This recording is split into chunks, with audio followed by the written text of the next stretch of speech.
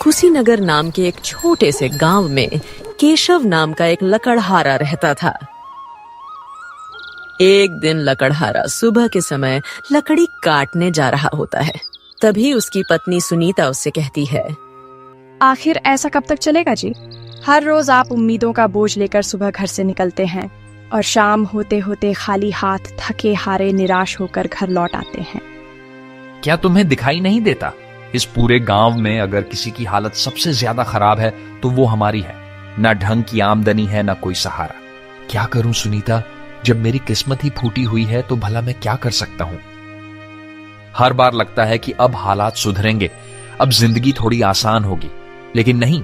जैसे ही एक उम्मीद की किरण नजर आती है, वैसे ही कोई ना कोई मुसीबत आकर सब कुछ उजाड़ देती है। अब तू ही देख, पहली बार जैसे तैसे थोड़ा बहुत पैसा जोड़ा था, सोचा था कि घर की मरम्मत करवा दूंगा, लेकिन तभी तू बीमार पड़ गई। जो कुछ भी जोड़ा था सब तेरे इलाज में चला गया।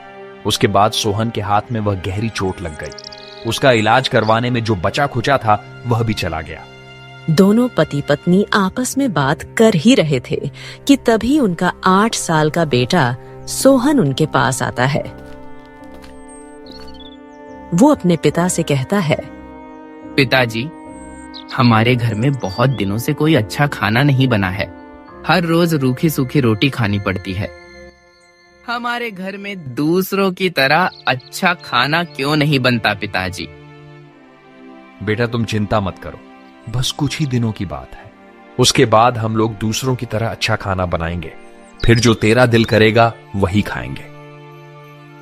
पिताजी, हमारे घर के बराबर में जो मोहन चाचा रहते हैं, कल उनके घर बहुत अच्छा खाना बना था। खाने की खुशबू सूंघकर मैं उसके घर चला गया, लेकिन उन्होंने मुझे देखते ही खाना छुपा दिया। अपने मासूम बेटी की बात सुनकर सुनीता रोने लगी। अपनी पत्नी की यह हालत देखकर केशव कुछ नहीं बोला और चुपचाप उदास मन से लकड़ी काटने चला गया। जंगल में पहुंचकर जैसे ही केशव लकड़ी काटने लगता है तो उसे अपने शरीर में बहुत कमजोरी महसूस होती है। वो खुद से कहने लगता है, अब तो बाजुओं में भी पहले जैसी ताकत नहीं रही। अब तो लकड़ी काटना भी मुश्किल हो जाता है, और उससे भी ज्यादा मुश्किल लकड़ियों को बेचना हो जाता है। अब घर की हालत देखी नहीं जाती। केशव यह सोच ही रहा था कि तभी उसका मित्र सुमेंद्र उसके पास आता है। तो वो केशव से कहता है, क्या बात है भाई केशव, बहुत उदास दिख रहे हो और आज तुम्हारे हाथों में पहले जैसा जोर भी नहीं दिख रहा। क्या बताऊं भाई, तुम तो जानते ही हो मैं कितनी बड़ी आर्थिक तंगी में हूं। मेहनत तो बहुत करता हूं, लेकिन किस्मत साथ नहीं देती। केशव की बात सुनकर सुमेंद्र कहता है, भाई केशव, तेरी यह हालत देखकर तरस आता है, लेकिन कोई कर भी क्या सकता है। अब तो गांव के लोग भी तेरे बारे में उल्टी सीधी बातें बनाते हैं। जब तू आज लकड़ी काट कर आ रहा था तो एक आदमी मुखिया जी से तेरे बारे में कह रहा था कि केशव को गांव से निकाल देना चाहिए, क्योंकि केशव बहुत बड़ा मनहूस है। उसकी मनहूसियत धीरे धीरे पूरे गांव में फैल रही है। उसकी वजह से कभी भी हमारा गांव बर्बाद हो सकता है। केशव ने सुमेंद्र की बात का कोई जवाब नहीं दिया। केशव को चुप देखकर सुमेंद्र वहां से चला जाता है। सुमेंद्र के जाने के बाद केशव सोचने लगता है, हे ईश्वर, आखिर मेरे साथ ही यह क्यों हो रहा है? मैंने तो कभी किसी का बुरा नहीं चाहा, कभी किसी का दिल नहीं दुखाया, फिर मेरे ही सपनों के दिए क्यों बुझ गए? मेरी उम्मीदों के चिराग एक एक करके क्यों बुझते गए? धुंध ऐसी छाई है जिंदगी में कि अब तो कोई रास्ता भी नजर नहीं आता। यह गरीबी, इसने मुझे अंदर से तोड़कर रख दिया है। इतना सोचकर केशव हिम्मत जुटाकर कुछ लकड़ियां काट लेता है और फिर उन्हें बेचने निकल जाता है। काफी देर हो जाती है, लेकिन कोई भी उसकी लकड़ी नहीं खरीदता। लगता है आज भी खाली हाथ ही लौटना पड़ेगा। सुनीता बड़ी उम्मीद से मेरी राह देख रही होगी, सोच रही होगी कि मैं कुछ खाने को जरूर लाऊंगा, पर मैं क्या करूं? हालात ही ऐसे हैं। अब तो घर लौटने का भी मन नहीं करता। उस मासूम की नजरों का सामना कैसे करूंगा? वो नन्हा बच्चा भूखा होगा, आज मैं उसे क्या जवाब दूंगा? पूरे दिन का थका हारा केशव लकड़ी का गट्ठर लेकर अपने घर चला जाता है। लकड़ी का गट्ठर घर के बाहर डालकर वो दबे पांव घर के अंदर गया। जब उसकी पत्नी ने उसे इस तरह आते देखा तो बोली, क्या बात है जी, आज आप इतने उदास क्यों हैं? केशव अपनी पत्नी की बात का कोई जवाब नहीं देता।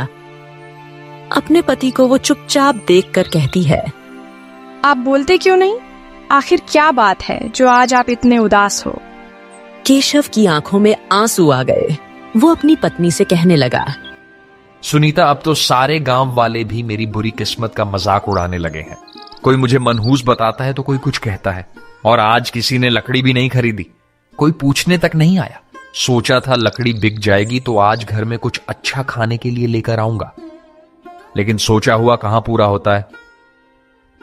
अब फिक्र मत करो, ईश्वर ने चाहा तो एक दिन सब ठीक हो जाएगा।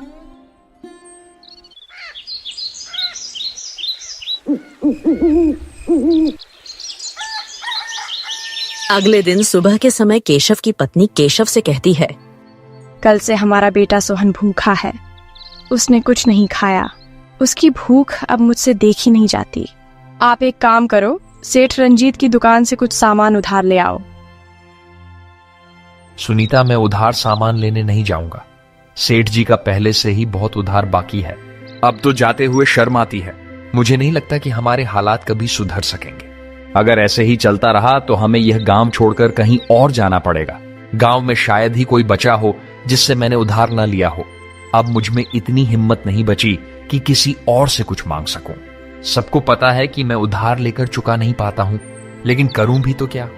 जो थोड़े बहुत पैसे आते हैं वो घर की जरूरतों में लग जाते हैं। तुम ठीक कहते हो। पता नहीं ईश्वर हमें किस बात की सजा दे रहा है। अब तो घर से बाहर निकलते भी शर्म आती है। लेकिन पता नहीं क्यों मुझे ऐसा लगता है जैसे एक रोज हमारी मुसीबत भरे दिन जरूर बदल जाएंगे। सुनीता, यह बात तो मैं पिछले कई वर्षों से सुन रहा हूं, लेकिन आज तक वो दिन नहीं आया जब हमें इस गरीबी से राहत मिली हो। इतना कहकर केशव जंगल की ओर चला गया। आज केशव अपने आप को बहुत ही कमजोर महसूस कर रहा था। उसके दिमाग में अनगिनत ख्यालात आ रहे थे। वो सोच रहा था, क्या बस इतनी सी थी मेरी जिंदगी? हर रोज उठते ही बस एक नई परेशानी। अब तो थक गया हूं मैं ये जिंदगी झेलते झेलते। क्या मैं इस गरीबी के लिए पैदा हुआ था? क्या मेरी तकलीफों का कोई अंत नहीं होगा? हर मोड़ पर बस ठोकरें ही क्यों हैं मेरे लिए? अब तो मन करता है कहीं दूर चला जाऊं। ना कोई मुझे जाने, ना मैं किसी को। शायद अगर मैं ही ना रहूं तो सब ठीक हो जाए ना जीवित रहूंगा, ना यह सब देखना पड़ेगा। केशव अपने विचारों में डूबा हुआ था। न जाने वो क्या सोच रहा था कि तभी उसके दोस्त सुमेंद्र की नजर उस पर पड़ी। वो जल्दी से केशव के पास गया और उससे कहने लगा, अरे केशव भाई, किस सोच में डूब गए हो? आज तो तुम लकड़ी काटने जंगल भी नहीं गए। केशव ने अपने दोस्त सुमेंद्र की बात का कोई जवाब नहीं दिया, क्योंकि वो पहले से ही बहुत उदास था। उसका किसी से भी बात करने का मन नहीं कर रहा था। केशव को चुपचाप देखकर सुमेंद्र बोला, अरे भाई, क्यों नहीं बोल रहे हो? मुझसे नाराज हो क्या? मैंने तो तुमसे कुछ कहा भी नहीं है। केशव अब भी सुमेंद्र की बात का कोई जवाब नहीं देता और जंगल की ओर चल देता है। यह देख सुमेंद्र को बहुत गुस्सा आता है। अरे बड़ा अजीब आदमी है। हम बोले जा रहे हैं और ये खुद बोलने को ही तैयार नहीं है। मुझे पता लगाना ही होगा, आखिर क्या बात है। उधर केशव जंगल में जाकर एक पेड़ के नीचे बैठ गया और कहने लगा, हे ईश्वर, तू मेरी अभी कितनी और परीक्षा लेगा? मैं तो किसी के सामने रो भी नहीं सकता, क्योंकि सब गरीबी का मजाक बनाते हैं। केशव यह सोच ही रहा था कि तभी उसे एक आवाज आई। कोई है जो मेरी मदद कर सके। आवाज सुनकर केशव उठा और इधर उधर देखने लगा। तभी उसकी नजर एक साधु बाबा पर पड़ी जो जख्मी हाल में जमीन पर गिरे हुए थे। केशव तुरंत उनके पास गया। बाबा, आपके पैर से खून बह रहा है, ये आपको चोट कैसे लगी? बेटा, मैं बहुत जरूरी काम से राजा के पास जा रहा था। जल्दीबाजी में मेरा पैर एक नुकीली लकड़ी से टकरा गया, जिससे मेरे पैर से खून बहने लगा है। केशव जल्दी से साधु महाराज के पैर पर एक कपड़ा बांध दिया, जिससे साधु बाबा का खून बहना बंद हो गया। फिर साधु महाराज केशव से कहने लगे, बेटा, मुझे बहुत प्यास लगी है। प्यास की वजह से मेरा गला सूख रहा है। अगर जल्दी से पानी नहीं मिला तो शायद मैं बच ना सकूं। कृपया तुम मेरे लिए कहीं से पानी ले आओ। बाबा, आप परेशान मत होइए, मैं अभी आपके लिए कहीं से पानी लेकर आता हूं। केशव तुरंत पानी की तलाश में निकल गया। काफी ढूंढने के बाद उसे कहीं पानी नहीं मिला। इससे केशव घबरा गया और इधर उधर देखने लगा, शायद कहीं से पानी मिल जाए। लेकिन उस जंगल में दूर दूर तक कोई तालाब दिखाई नहीं दे रहा था।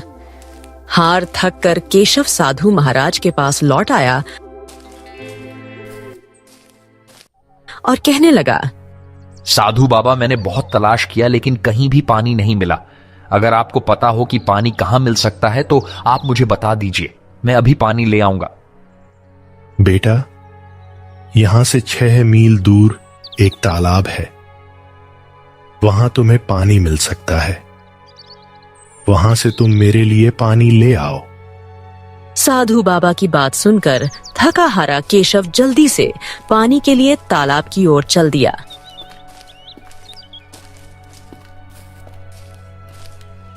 काफी देर चलने के बाद केशव तालाब के पास पहुंच गया। जैसे ही केशव ने पानी भरने के लिए बर्तन तालाब में डाला, अचानक तालाब में एक शैतान प्रकट हो गया।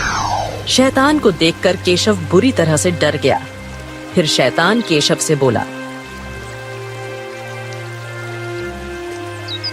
ए इंसान, तेरी हिम्मत कैसे हुई इस तालाब से पानी लेने की? क्या तुझे नहीं पता कि इस तालाब से कोई पानी नहीं ले सकता? अगर तुझे इस तालाब से पानी चाहिए तो मेरी एक पहेली का उत्तर देना होगा। अगर उत्तर गलत दिया तो इसी तालाब में डूबा कर मैं तुझे मार दूंगा। लेकिन एक और रास्ता है जिससे मैं तेरी जान बख्श सकता हूँ, और वो है कि तू बिना पानी लिए यहाँ से चला जा। शैतान की बात सुनकर केशव गहरी सोच में डूब गया। वो सोचने लगा, मैं यहां से पानी लिए बिना नहीं जा सकता। मैंने साधु महाराज को पानी ले जाने का वचन दिया है और मैं अपने वचन को नहीं तोड़ूंगा, चाहे मेरी जान ही क्यों ना चली जाए।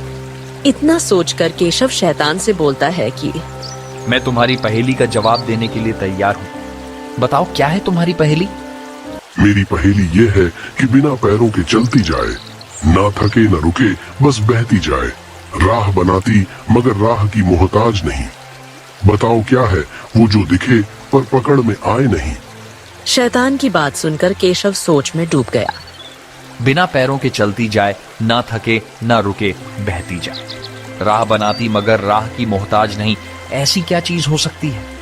काफी देर सोचने के बाद केशव शैतान से कहता है, तुम्हारी पहेली का जवाब है पानी। पानी ही वह चीज है जो बिना पैरों के चलता है, ना थकता है और ना ही रुकता, बस बहता रहता है। पानी अपनी राह खुद बना लेता है, वो किसी का मोहताज नहीं होता है। केशव का सही जवाब सुनकर शैतान हैरान रह गया। शैतान सोच रहा था कि केशव उसकी पहेली का जवाब नहीं दे पाएगा और फिर वो उसे खा जाएगा। लेकिन केशव ने बड़ी ही चतुराई से शैतान के सवाल का सही जवाब दे दिया। इससे शैतान को बहुत गुस्सा आया, लेकिन वो केशव से कुछ नहीं कह सका। फिर वो केशव से बोला, बहुत खूब, तुमने मेरे सवाल का बिल्कुल सही जवाब दिया है।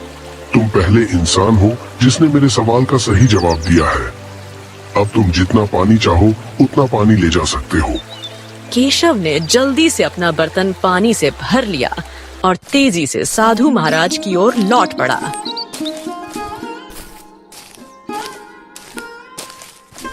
कुछ ही देर में केशव साधु बाबा के पास पहुंच गया। बाबा, मैं पानी ले आया हूं। केशव की आवाज सुनकर साधु बाबा ने आंखें खोली।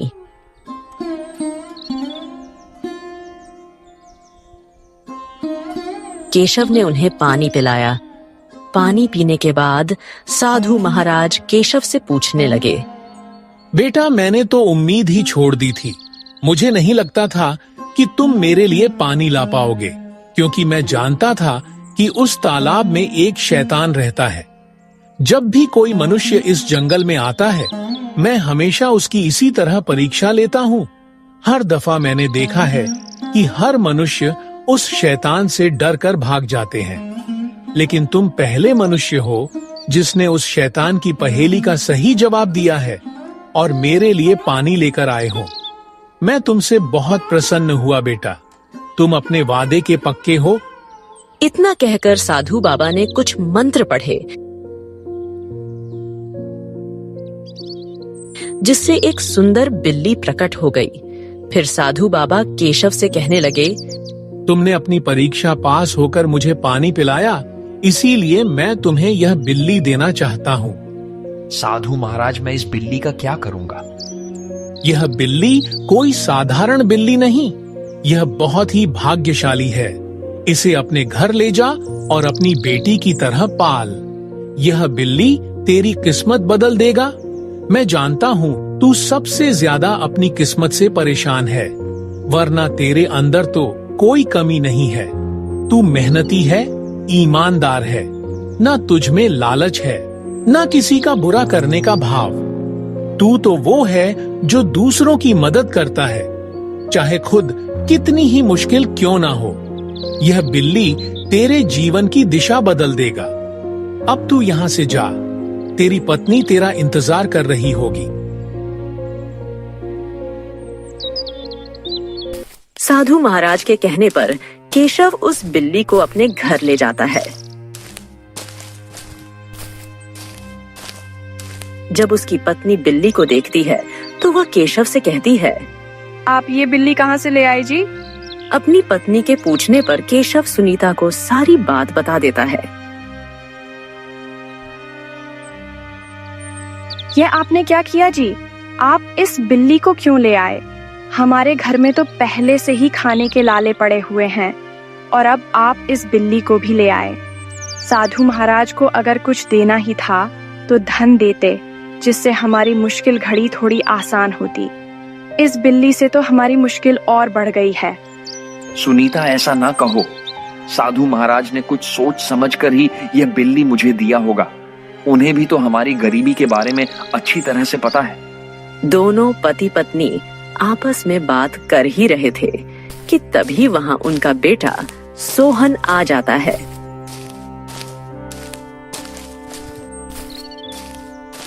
बिल्ली को देखकर सोहन बहुत खुश होता है।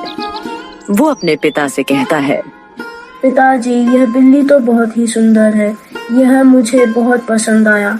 मेरे साथ गांव का कोई भी बच्चा नहीं खेलता है क्योंकि हम गरीब हैं, लेकिन अब मैं इस बिल्ली के साथ खेला करूंगा। इतना कहकर सोहन बिल्ली को लेकर घर के बाहर चला जाता है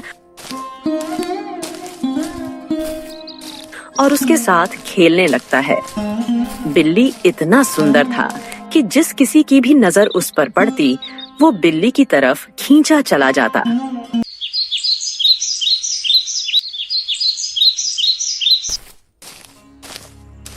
अगले दिन जब केशव लकड़ी काटने जा रहा होता है, तभी एक गांव का मुखिया केशव के घर जाता है। मुखिया को पहली बार अपने घर आते देख केशव मुखिया से कहता है, मुखिया जी, आज मेरे घर में कैसे आना हुआ? वो गरीब के पास ऐसा क्या है जो आप मेरे पास चलते चलते आए? आज से पहले तो आप मेरे घर कभी नहीं आए।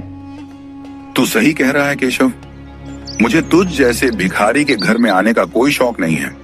कल मैंने तेरे बेटे को एक सुंदर बिल्ली के साथ खेलते देखा था। बस मैं उसी बिल्ली की वजह से ही तेरे पास आया हूँ। मैं वो सुंदर बिल्ली खरीदना चाहता हूँ। मुखिया जी की बात सुनकर केशव कहता है, माफ कीजिए मुखिया जी, मैं बिल्ली नहीं बेच सकता। देख लो केशव, मैं तुम्हें उस बिल्ली की अच्छी कीमत दूंगा। आप चाहे उसकी कितनी भी कीमत दें, लेकिन मैं बिल्ली नहीं बेचूंगा। केशव की बात सुनकर मुखिया को गुस्सा आ गया, लेकिन वो हरि ओम से कुछ न कह सका और चुपचाप अपने घर चला गया।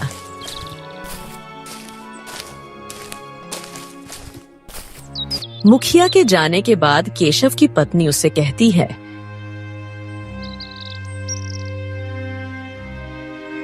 ये आपने क्या किया जी? आखिर आप इस बिल्ली का क्या करोगे? आपको ये बिल्ली मुखिया जी को बेच देना चाहिए था। मुखिया जी हमें इस बिल्ली की अच्छी रकम दे रहे थे, जिससे हमारे हालात कुछ बेहतर हो जाते। सुनीता, मैं ये बिल्ली किसी भी कीमत पर नहीं बेचूंगा, क्योंकि ये बिल्ली मुझे साधु बाबा ने भेंट किया है और भेंट की हुई चीज को कभी नहीं बेचते हैं।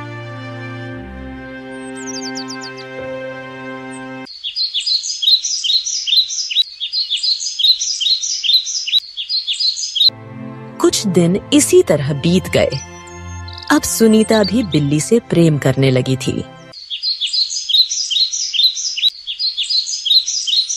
एक दिन एक बहुत बड़ा व्यापारी केशव के घर आया और केशव से कहने लगा, क्या तुम्हारा ही नाम केशव है? जी हाँ, मेरा ही नाम केशव है। बताइए क्या काम था? मुझे तुम्हारा वो सुंदर बिल्ली खरीदना है। वो मुझे बहुत ही अच्छा लगा। तुम जितना चाहो उतनी कीमत देने के लिए तैयार हूँ मैं उस बिल्ली की। मुझे धन से कोई प्रेम नहीं है। आप मुझे चाहे कितना भी धन दो, लेकिन मैं वह बिल्ली नहीं बेचूंगा। अरे बड़े बेवकूफ इंसान हो। मुंह मांगी कीमत मिल रही है, फिर भी बेचने को तैयार नहीं हो। चलो कोई बात नहीं, जैसी तुम्हारी मर्जी। इतना कहकर व्यापारी चला जाता है। व्यापारी के जाने के बाद केशव की पत्नी गुस्से में अपने पति से कहती है, जब से यह बिल्ली हमारे घर में आया है, हमें इससे कोई फायदा नहीं हुआ है, बल्कि इसकी वजह से हमारे घर का खर्च और बढ़ गया है। पहले आपने मुखिया जी को बिल्ली बेचने से मना कर दिया, और अब व्यापारी को आखिरकार आप इसका क्या करेंगे जो आप इसे बेचना नहीं चाहते? सुनीता, साधु महाराज ने कहा था कि इस बिल्ली को अपनी बेटी की तरह पालना, और मैं इस बिल्ली को अपनी बेटी के समान ही मानता हूँ। फिर भला कोई बाप अपनी बेटी को कैसे बेच सकता है? केशव की बात सुनकर सुनीता का गुस्सा थोड़ा शांत हो गया। जिस राज्य में हरि ओम रहता था, उस राज्य का राजा सोमनाथ बहुत ही दयालु था, लेकिन कुछ समय से राजा गहरे दुख में डूबा हुआ था। दरअसल उसकी बेटी सुमित्रा की अचानक आंख की रोशनी चली गई, जिससे वो अंधी हो जाती है। राजा ने अपनी पुत्री का इलाज करवाया, लेकिन उसकी पुत्री की आंखों की रोशनी वापस न आ सकी। एक दिन राजमहल में वही साधु बाबा आए, जिन्होंने केशव को बिल्ली दिया था। राजा उन साधु बाबा से बोले, बाबा, मैंने अपनी पुत्री का इलाज राज्य के बड़े बड़े वैद्यों से करवा लिया, लेकिन कोई फायदा नहीं हुआ। उसकी आंखों की रोशनी वापस नहीं आई। अब आप ही कुछ बताइए, जिससे हमारी प्रिय पुत्री की आंखों की रोशनी वापस आ जाए। महाराज, आपकी पुत्री की आंखों की रोशनी केवल एक ही तरीके से आ सकती है, और वह तरीका है मायावी बिल्ली का आंसू। जब एक गरीब नेक आदमी अपने हाथों से मायावी बिल्ली का आंसू राजकुमारी की आंखों में डाले, तो राजकुमारी की आंखों की रोशनी वापस आ जाएगी। बाबा, मुझे वो मायावी बिल्ली कहाँ मिलेगा? आप मुझे बता दीजिए, मैं उसे किसी भी कीमत पर ढूंढ लाऊंगा। और रही बात गरीब आदमी की, तो हमारे राज्य में गरीबों की कोई कमी नहीं है। महाराज, याद रहे, केवल वही गरीब आदमी राजकुमारी की आंखों में बिल्ली का आंसू डाल सकता है जो ईमानदार और नेक दिल हो, जिसके अंदर जरा सा भी लालच ना हो। अच्छा, तो वो बिल्ली मुझे कहाँ मिलेगी? वो बिल्ली आपके ही राज्य के एक छोटे से गांव अमरपुर में एक गरीब ईमानदार लकड़हारे के पास है, जिसका नाम केशव है। साधु बाबा की बात सुनकर राजा कुछ सिपाहियों के साथ तुरंत अमरपुर गांव की ओर रवाना हो गए। कुछ ही देर में वह अमरपुर गांव में पहुंच गए। जब गांव के मुखिया को मालूम हुआ कि राजा सोमनाथ गांव में आए हुए हैं, तो वह राजा के पास दौड़ा दौड़ा गया और राजा से कहने लगा, हमारे तो गांव के भाग्य खुल गए महाराज कि आप हमारे गांव में पधारे हैं। मुखिया जी, अभी मैं किसी भी प्रकार की बात नहीं करना चाहता। आप मुझे बस इतना बता दीजिए कि केशव लकड़हारे का घर कहाँ पर है, जिसके पास एक बिल्ली है। महाराज, मैं अभी आपको केशव लकड़हारे के घर ले चलता हूँ। मुखिया राजा को लेकर केशव के पास पहुंच गया। राजा को अपने घर पर देखकर हरिओम हैरान रह गया। राजा केशव से बोला, क्या तुम्हारे पास कोई बिल्ली है? हाँ महाराज, मेरे पास एक बिल्ली है। वह बिल्ली मेरे लिए बहुत ही प्रिय है। मैं उसे अपनी बेटी की तरह मानता हूँ। केशव, मुझे वो बिल्ली चाहिए। बताओ तुम्हें कितनी कीमत चाहिए उस बिल्ली की? महाराज क्षमा कीजिए, मैं उस बिल्ली को बेचना नहीं चाहता। महाराज, इसकी निडरता तो देखो, ये आपको बिल्ली देने से मना कर रहा है। केशव, मुझे उस बिल्ली की बहुत जरूरत है। मैं तुम्हें उस बिल्ली के बदले इतना धन दूंगा कि तुमसे पूरे जीवन में खत्म नहीं होगा। महाराज, मुझे धन से कोई प्रेम नहीं है। आप मुझे चाहे कितना भी धन दो, लेकिन मैं वह बिल्ली नहीं बेचूंगा।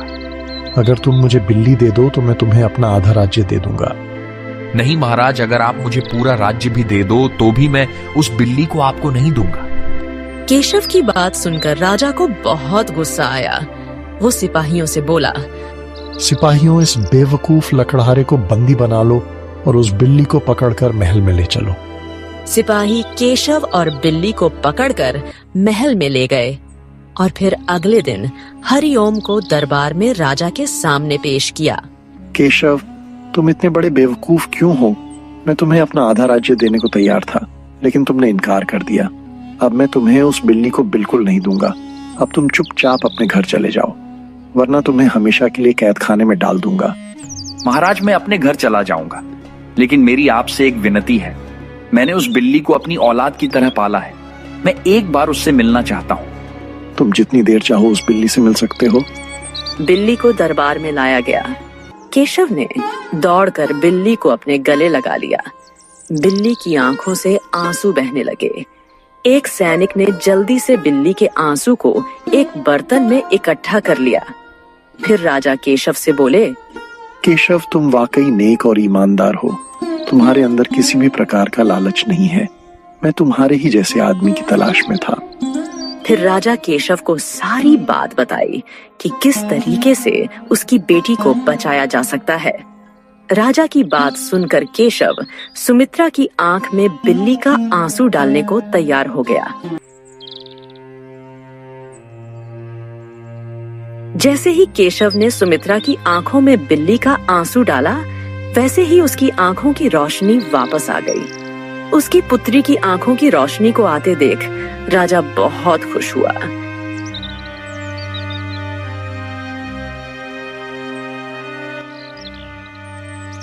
केशव, तुम्हारी वजह से ही सुमित्रा की आंखों की रोशनी वापस आई है। हम तुम्हारा यह एहसान जीवन भर नहीं भूलेंगे। आज से तुम्हें इस राज्य का मंत्री बनाया जाता है। मुझे तुम्हारे जैसे ही नेक और ईमानदार इंसान की जरूरत थी, जिसके अंदर जरा सा भी लालच ना हो। राजा केशव को मंत्री पद पर नियुक्त कर देता है। उसके बाद राजा केशव को खूब सारा धन देता है, जिससे केशव की गरीबी हमेशा के लिए दूर हो जाती है और फिर केशव अपने परिवार के साथ राजमहल में रहने लगता है।